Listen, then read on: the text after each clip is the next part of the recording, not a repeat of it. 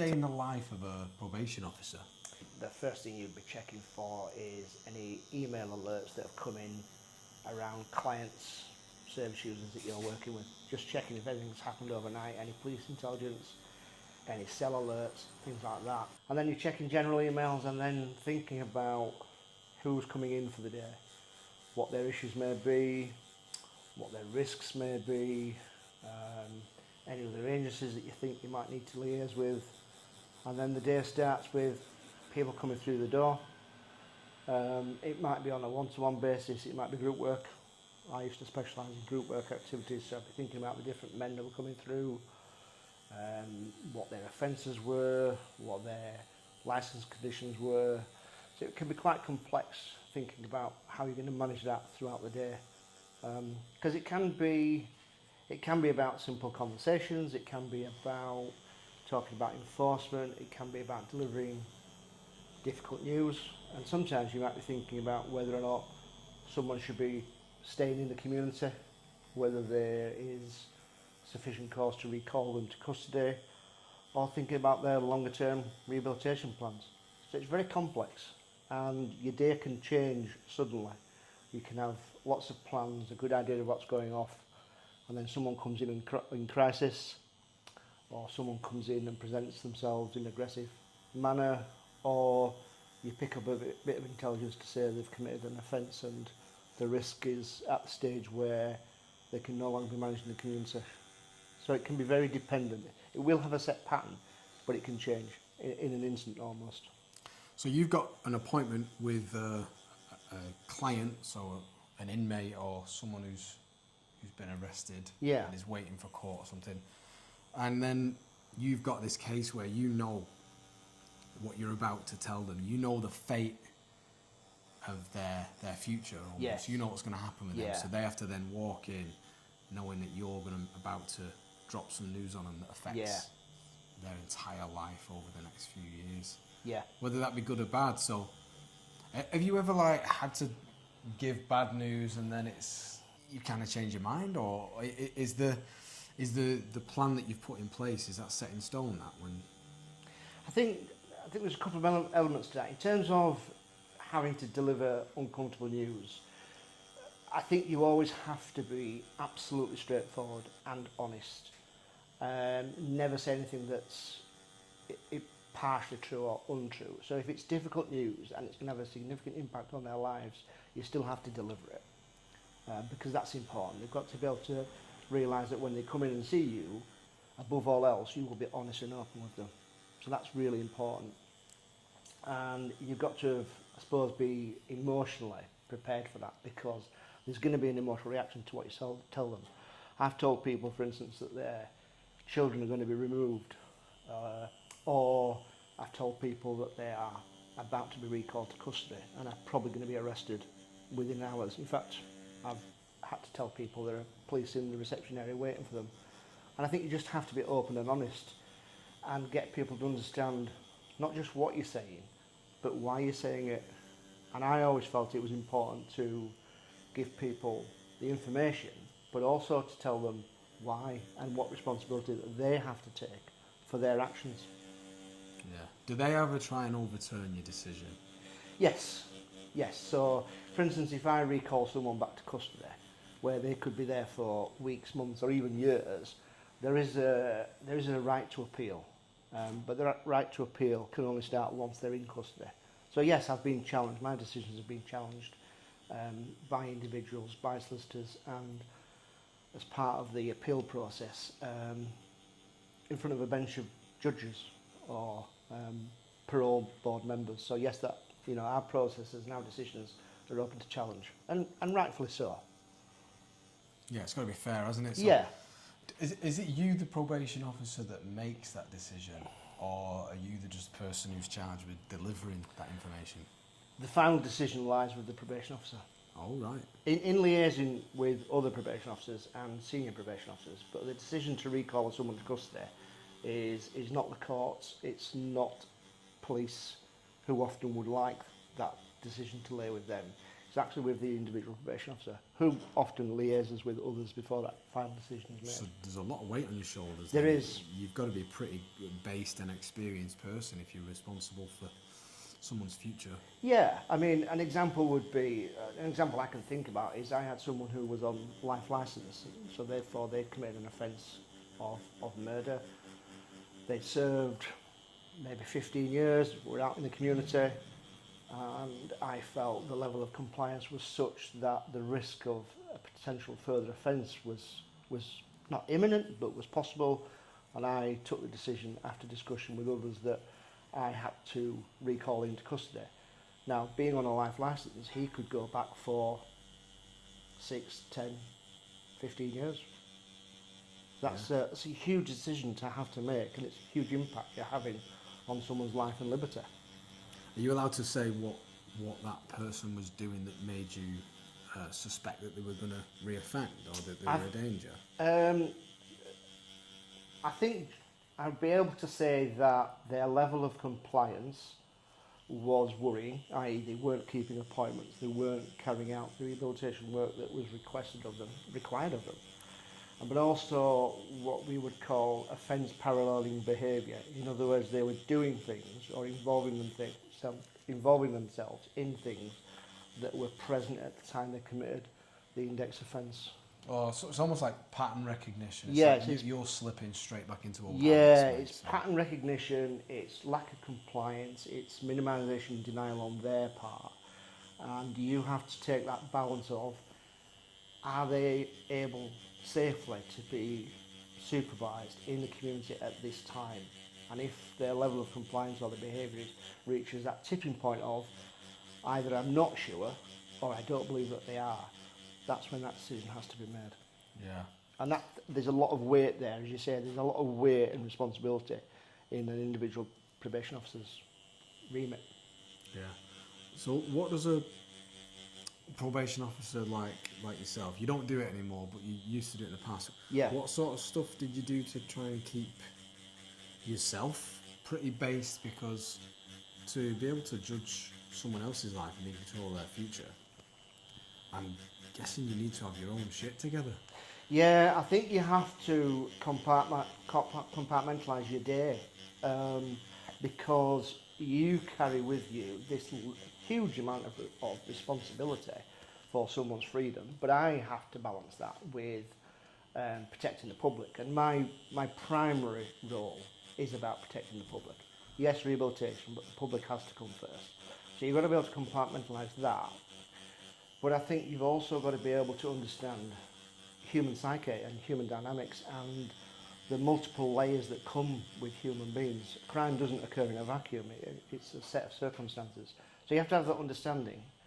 So you're compartmentalising your day, you're compartmentalising your emotions, you try and park up what you think your emotions are linked to something, and just think of it as a clinical exercise almost. Yeah. Whilst at the same time developing a very close, supportive, open relationship with the person that you're working with. So it's very complex.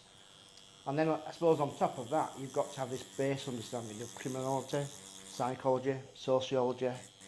So I think there's probably a lack of understanding of the complexity of the role of the probation officer and the responsibility that comes with that. Yeah, man, I had no idea.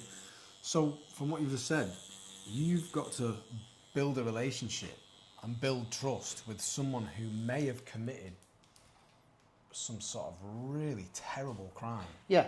But you've got to just throw all your emotions and all your feelings out the window, even if maybe you've been a victim of one of these crimes in the past. Like maybe, let's say for example, your house has been burgled and all of a sudden you've got a burglar sat in front of you.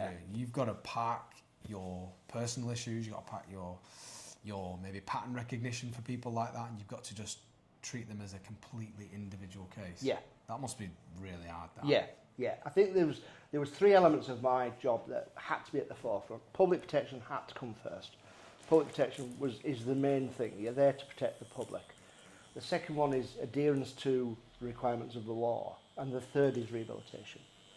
If I started to overthink what they had done as an individual, and the impact of what they had done on victims and myself sometimes in terms of reading what they'd done, then I wouldn't be able to do the first three elements because I'd be overly involved. I've always got to have an awareness of the gravity of their offences and the impact on the victims, but that can't get in the way of public protection, rehabilitation and adherence to the law. Yeah. So what's the balance between punishing someone for something that they've done and that you knew they intended to do, and then rehabilitating them instead? So Yeah. I would rather rehabilitate you than just see you punished, like, because rehabilitation, when you sat there, maybe someone's, I don't know, they've beaten up their child or whatever, and you think this person really needs locking up, the key thrown away.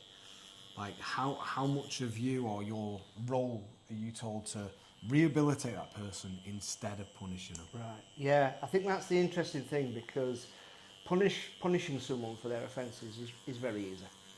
It's very simple, it's very straightforward. You remove their liberty, you lock them up, you give them unpaid work, you fine them a financial amount, or whatever it is. The punishment element is simple and straightforward. I think as a society we have a wider responsibility of saying, what next?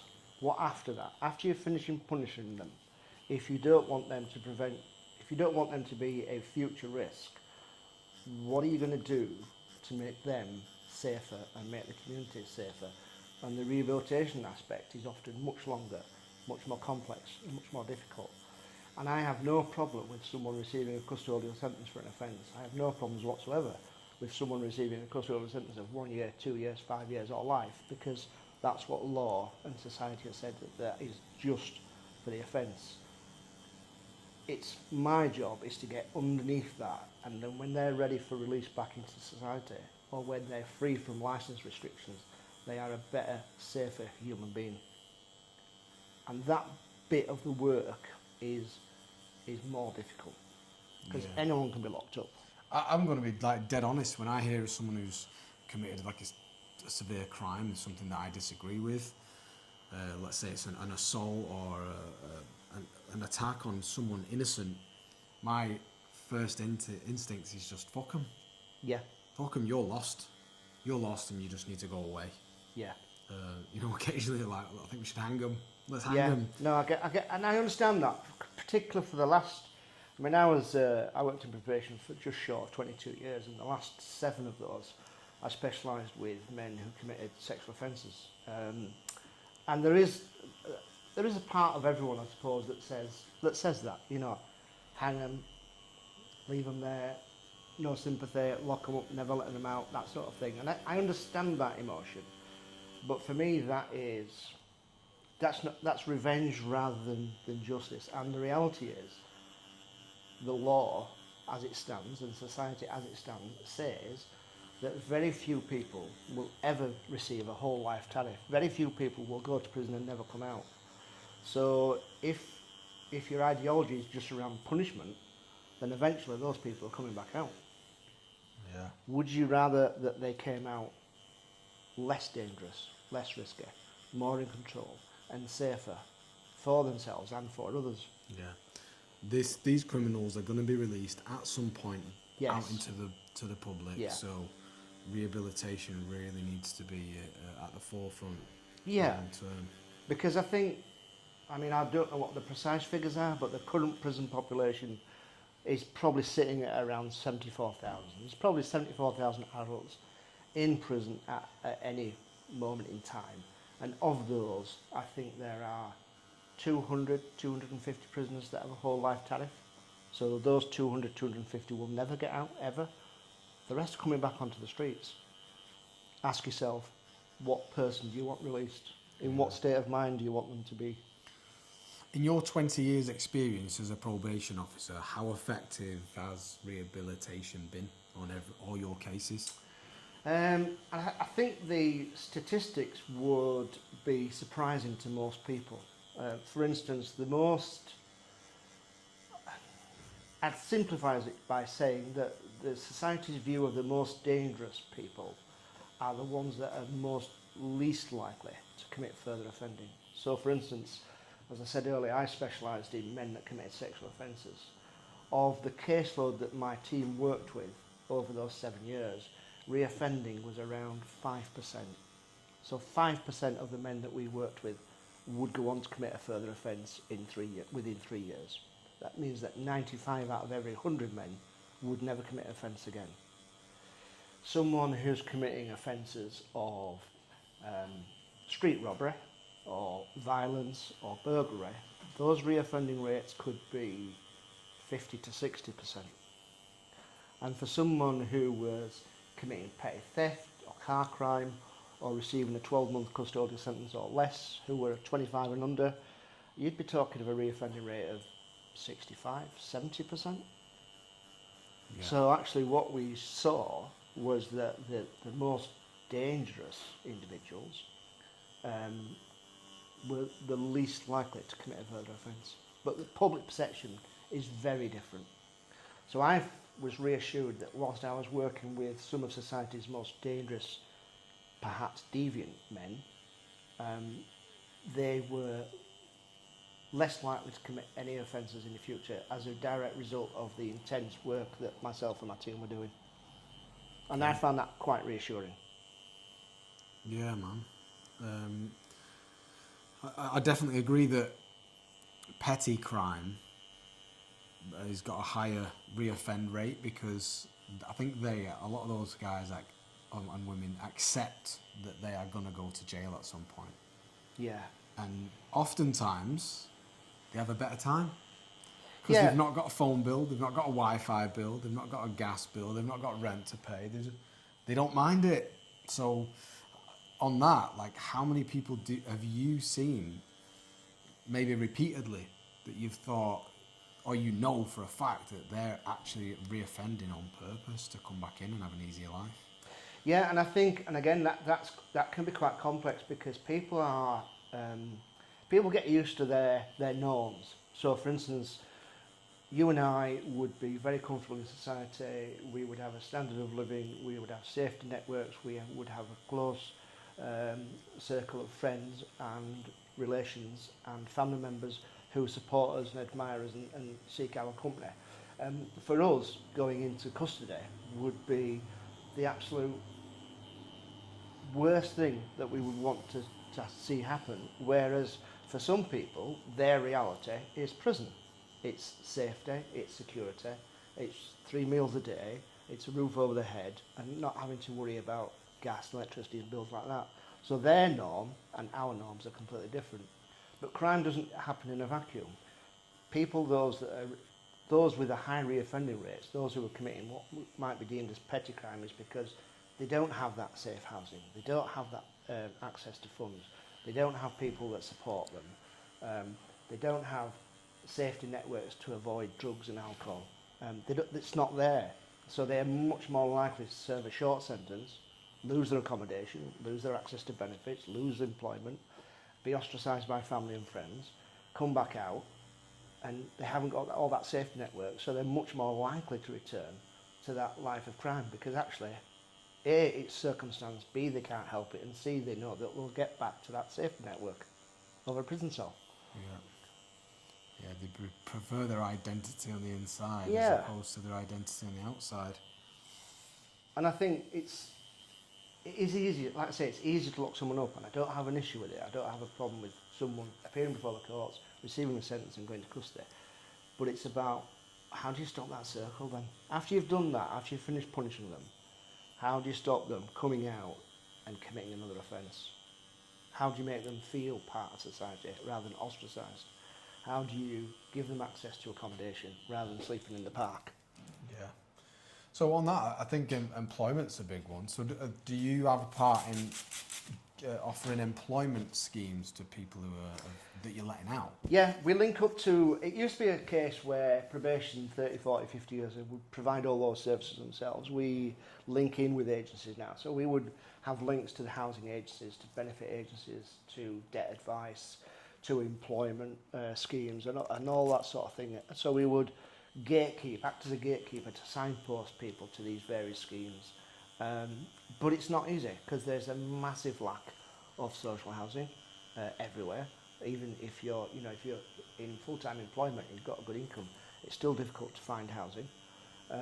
There's a significant gap in terms of employment. The unemployment rates are consistently high, and you're equally disadvantaged if you've been to custody, have a criminal record, if you've got no qualifications or low qualifications. So it's difficult, it's hard, and it requires lots of work by agencies, but also a lot of work on the part of the individual. They really have to be motivated and believe that this is possible for them. Yeah. Are there certain industries or employers that love to take rehabilitated people? Yeah, the one that comes to mind actually is Timpson's. Timpson's the agency that works with like shoe repairs and key cutting and that sort of thing. They've got a fantastic reputation. Wait, hang on a sec. So a company that's charged with making duplicates of keys for people's houses are also the best employer of ex-cons. Yeah. All right, keep going. Yeah. That is true. Obviously, there are safety things there in terms of key cutting and what have you, but they've got a fantastic proven track record of offering employment to people that have just been released from custody, and that person never committing further offences again, and being a productive part of society. Yeah. It seems quite strange because I can give you another example of what might seem to be strange. Is I supervised someone who committed an offence of murder using a knife. I'll give no more background than that. And I got them work upon release in a kitchen as a chef using knives. Yeah. But it's about allowing someone, if they're back in society, if the law says they should be back in society, it's about giving them a productive role in society and making them feel part of society. Because one of the triggers for offending is not caring, not feeling like they're part of society, being ostracised by family and friends, being given a particular label. That doesn't make them want to apply themselves and comply with society's rules and expectations. So it's about making them feel like they're trusted and they're valued. Yeah. This is who you all think I am, so guess what? That's who I'm going to be. That's who I'm going to be. I've had that said to me so many times over the 20 odd years I was in probation. You think I'm this, so I'll be this. Yeah. And again, you have to try and put to one side what they've done and the impact and say to yourself, don't want them angry, don't want them punished, or don't want them to be able to live next door to me, for instance, and me feel safe and them be safe. And that's the harder bit. That's the harder bit that I think everyone has to ask, and society has to ask about. Well, what do you want? What do you want in society? Yeah. Safety. That's what we want. Yeah. So, how big of a part to play has alcohol got in the crimes? Like, and people sat there in front of you are essentially a different person to the person who actually committed the crime. They're in the same body, but they're not in the same mental state because they were drunk when they did it. There are certain categories of offences which are much more likely to involve alcohol. So the typical sub-25-year-old male who's in front of you for violence, whether that is violence against stranger, male-on-male violence, or domestic abuse violence, alcohol would often be present in a lot of cases. Okay. It's a trigger. It's a disinhibitor. It allows people to do things that they may not normally do because it's that lack of control and almost a permission giver. So yeah, violent offending, particularly in the younger male or in domestic abuse situations, alcohol would be present a lot of times. And do they use that as the excuse when they're speaking to you? It's like, look, I didn't actually mean to do it. I was just under the influence. Some would. Some would use it as an excuse. Some would use it as a justification. For others, you can see actually it's a trigger. It's a problem. Whether they admit it or not, it's a problem. It's a factor, and that has to be looked at. I don't get drunk anymore because it triggers me to do things that I wouldn't ordinarily do, and I thought, well, I don't want to be that person. I'm quite happy with who I am sober. Yeah. So why on earth would I do something that switches off rational decision-making brain, which I'm happy with, you know? Yeah. And I feel it after just 2 or 3 drinks. Like, this might sound ridiculous, but let's say I'm at a pub or something and I've had a drink and I might piss on the seat and I'll go, fuck it, and walk off. Yeah. And that's not something that I do at home. Yeah. I go, oh, wipe that up. Yeah. But even after a couple of drinks, it just switches me off. Yeah. So, and that scares me, that it changes my behaviour, and I think, well, what else am I going to do this evening if I was to keep going? Yeah. So that's one of the main reasons that I stopped. Yeah. So I'm sure there's a ton of people committing crimes out there that they wouldn't do if they weren't under the influence. Yeah, absolutely. And it's getting that person who may not see it as an issue to where you are in terms of being able to cognitively and rationally think, if I do this, this will happen, and I don't want that, and I can do something else. Whereas when they walk in the door for the first time, particularly for a pre-sentence report, they're not there. They're like, this is who I am, this is what happens, I don't have control, why should I care? I don't particularly care about the victim or what happens to me. It's a long journey to get to that point of saying, actually, yeah, drinking is not healthy for me, and I'm in control, and I can do something else, and I will do something else. That journey can take, in my experience, it can take 6 months, it can take 10 years. Yeah. For me, mate, it was quitting. Just as a joke, I quit alcohol for Lent. Yeah. And after 40 days, my life was in a significantly better position and upward trajectory. Yeah. I was fitter, I was leaner, I was healthier, I was more creative, my relationship was better, I had more energy for the kids, and I thought, if I could push a button and go back, I wouldn't.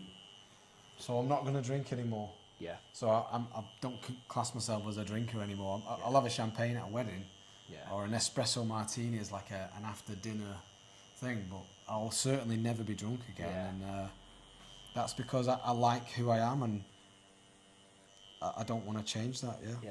I think the difficulty is that people who can rationalise like that apply that to everybody else. But the reality is there's a large section of society that are not able to rationalise like that. They don't have that forethought. They haven't got that consequential thinking. They haven't got that ability to logically explore their own risk factors. So the people that walk in the door and see me are not there. I can think that. You can think that. They've never thought that. And it's about bringing them towards that position in a way that they feel that they belong, that people around them respect them, and they want to be part of society. Because often they're a long way from that when I see them. It's something they teach in sales. If you're trying to sell something to someone, meet them where they are. Yeah, yeah. I guess it's the same with you. You want an outcome. You want to rehabilitate that person. So you're trying to sell that outcome to them. So you have to meet them where they are and guide them through it. Yeah. Now you're meeting with people who've done some wild shit, man. So on that, what is it like sitting down and looking a murderer in the eye? Someone who meant to do it. Yeah, yeah, and I have.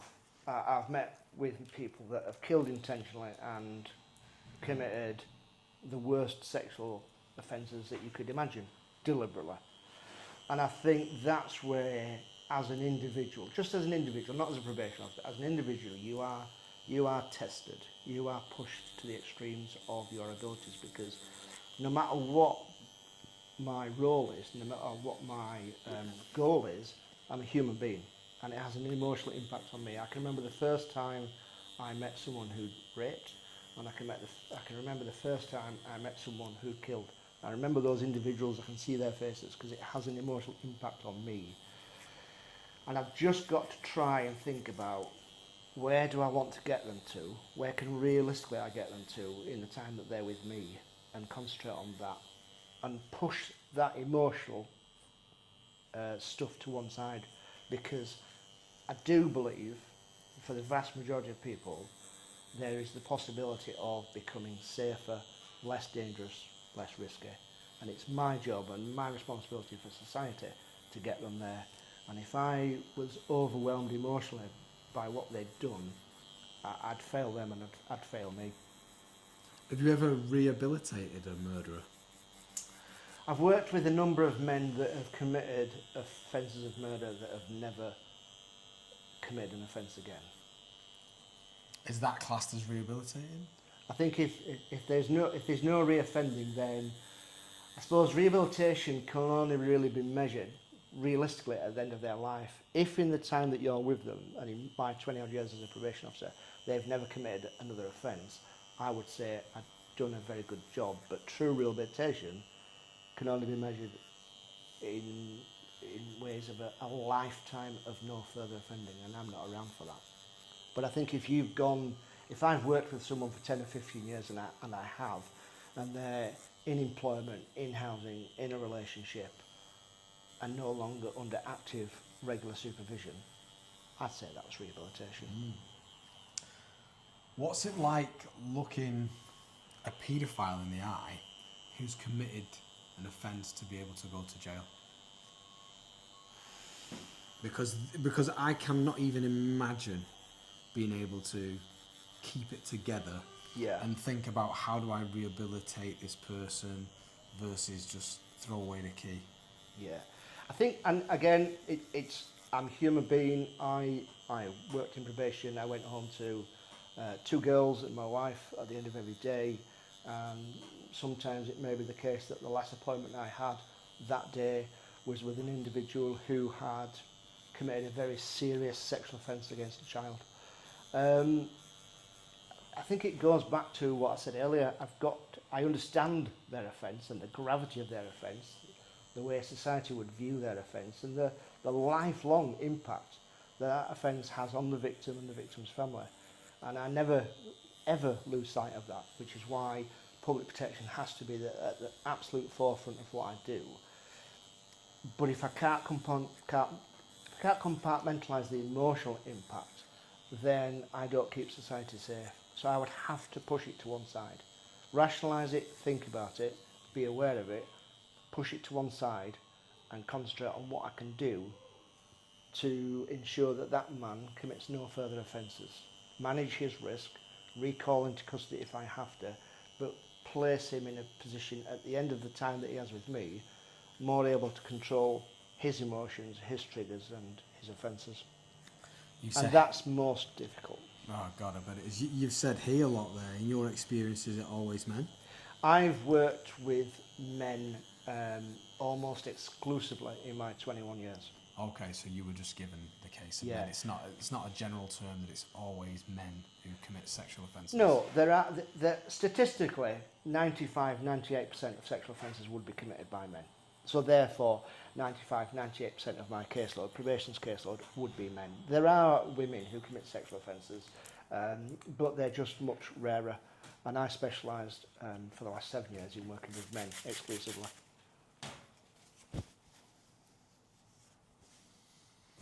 In many respects, I think society is less able to accept that a female would commit a serious sexual offence against a child than a male. It seems totally unacceptable. Not that any of it is acceptable, but society and statistically, a woman commits much less sexual offences than a man would. Yeah. Can you remember any really successful rehabilitation cases where you've stayed in touch with that person? Because there's a movie that comes to mind, one of my favourite films, American Gangster, where Denzel's this drug dealer and murderer, but he ends up, by the end of the film, spoiler alert, if anyone's not seen it, he ends up, forming an alliance with the copper, and at the end of the movie you find out that they remain friends forever. Yeah, I think it's, there are a few cases that spring to mind who, once they've left probation, they have maintained contact with me through the way of sort of Christmas cards and letters and notes and things like that. No, nothing more personal than that, because I always had a sort of an unwritten rule that inside of probation, I'm me and I'm there to help, and we have an open and honest and supportive relationship. But outside of probation, because most of the people that I knew I was a probation officer and knew the work that I did, that if they were to see me on the street or recognise me or bump into me, for their safety and their anonymity, I had a rule of if you want to approach me and talk to me, you can do, but people may well take that assumption that I know you professionally, and therefore to keep yourself safe, only approach me if you wanted to, and felt able to do so. But maintaining a personal relationship with someone that I'd worked with, given the level of seriousness of the case that I worked with, that ordinarily wouldn't happen. Yeah. Have you ever rehabilitated someone to the place where they start almost giving back to the community themselves? Like, obviously they wouldn't be able to go into your job to do what you do, or maybe they would, but I'm talking like if you rehabilitated somebody who then decides to do a complete 180 and, you know, try and obviously redeem themselves by just giving and giving and giving and giving back. Yeah, I think that does happen. It's the exception rather than rule, but you will come across people that have had a lifetime almost of offending on whatever level, and they've got to the point where usually they've received a very significant custodial sentence, even a life sentence, and they've just eventually got to that point where they've realised the error of their ways, much more in control, much more stable, and then they give back. They volunteer at youth centres, or they go to the prison estate and give talks to people about their experiences and what they've learned. They volunteer in drugs agencies, things like that. So you do see that. There is certainly a percentage of people that will do that. And that's very valuable, because I can sit with someone as a professional for hours, days, weeks, months and years, and people would expect me to say certain things. But when they get someone who's walked off the street, who's walked their journey, has been in prison, has lost things, done things that they would rather have never done, that can have a much more empowering, powerful impact when they hear them speak. So that does happen, and I've been involved with cases that have done that. I think particularly actually when you see someone who goes back to the family of a victim who has died, or even a victim themselves who's been subjected to violence, and the perpetrator has gone back and spoken to that person. Restorative justice, we call it. That has an amazingly powerful impact, both on the victim, the victim's family, and the perpetrator. Wow, yeah, I never even thought of that. Repairing the wounds almost. Yeah. Bit of closure for everybody. Yeah. I remember working with an individual who had killed their friend in a drink driving incident.